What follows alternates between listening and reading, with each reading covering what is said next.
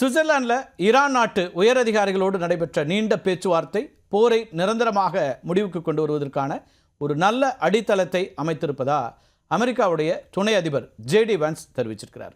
அமைதி பேச்சுவார்த்தை ஓரளவுக்கு வெற்றி பெற்றதனுடைய விளைவா 40 ஆண்டுகளுக்கு பிறகு அமெரிக்கா மற்றும் மேற்கத்திய நாடுகளுக்கு அதிகாரப்பூர்வமாக எண்ணெயை ஏற்றுமதி செய்யக்கூடிய இடத்திற்கு வந்திருக்கிறது ஈரான்.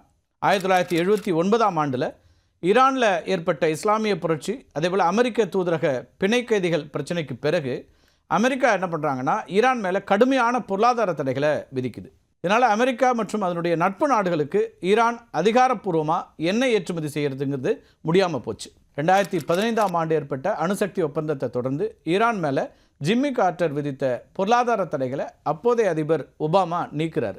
ஆனால் 2018ஆம் ஆண்டில் டொனால்ட் ட்ரம்ப் தன்னுடைய முதல் அதிபர் பதவிக்காலம் இருக்கு இல்லையா, அந்த பதவி காலத்தில் அந்த ஒப்பந்தத்திலிருந்து அமெரிக்காவை ஒருதலைபட்சமாக விலக்கி ஈரான் மேலே அதிகபட்ச அழுத்தம் கொடுக்கணும் அப்படிங்கிற ஒரு நோக்கத்தில் மிக கடுமையான தடைகளை மீண்டும் விதிக்கிறார். இதனால் இந்தியா, ஜப்பான், தென்கொரியா இந்த மாதிரி நாடுகள்லாம் ஈரான் கிட்டேருந்து எண்ணெய் வாங்குறத நிறுத்த வேண்டிய ஒரு சூழல் ஏற்பட்டுச்சு. 2018ஆம் ஆண்டிலிருந்து கடந்த 8 ஆண்டுகளாக ஈரான் தன்னுடைய எண்ணெயை அமெரிக்க தடைகளை மீறி ஷேடோ ஃப்ளீட் அப்படின்னு சொல்லப்படக்கூடிய ரகசிய வழிகள் மூலமாக தான் சீனாவுக்கு மட்டும் மிக குறைந்த விலையில் விற்றுக்கிட்டு இருந்தாங்க.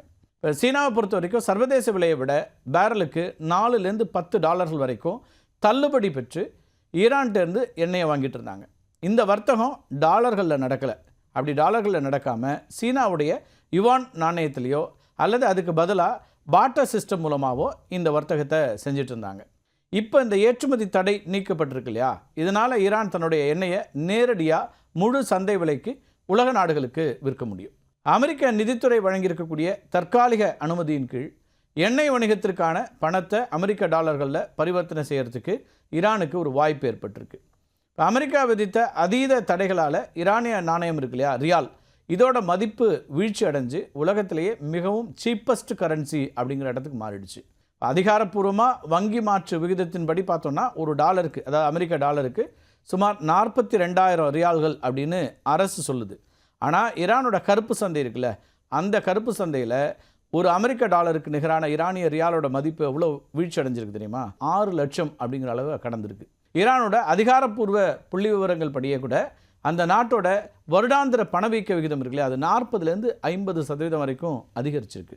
ஆனால் நடைமுறையில் உணவு மற்றும் அத்தியாவசிய பொருட்களோட அந்த பணவீக்கம் இருக்குல்லையா, அது மீதான பணவீக்கம் அது 70% மேலே இருக்குது. அதாவது ஈரான் மக்கள் சந்திக்கிறதுங்கிறது ஹைப்பர் இன்ஃப்ளேஷன். தற்போது அமெரிக்கா எண்ணெய் ஏற்றுமதிக்கு அளித்திருக்கக்கூடிய இந்த 60 நாட்கள் தற்காலிக விலக்கு இருக்கு இல்லையா, இது ஈரானிய ரியாலுக்கு ஒரு வென்டிலேட்டர் போன்ற தற்காலிக ஊக்கத்தை கொடுத்துருக்குன்னே சொல்லலாம்.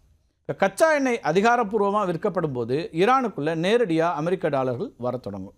இது கருப்பு சந்தையில் டாலருக்கான தேவையை குறைச்சி ரியாலோட மதிப்பை ஓரளவுக்கு மீட்டெடுக்கிறதுக்கு உதவக்கூடியதாக மாறலாம்.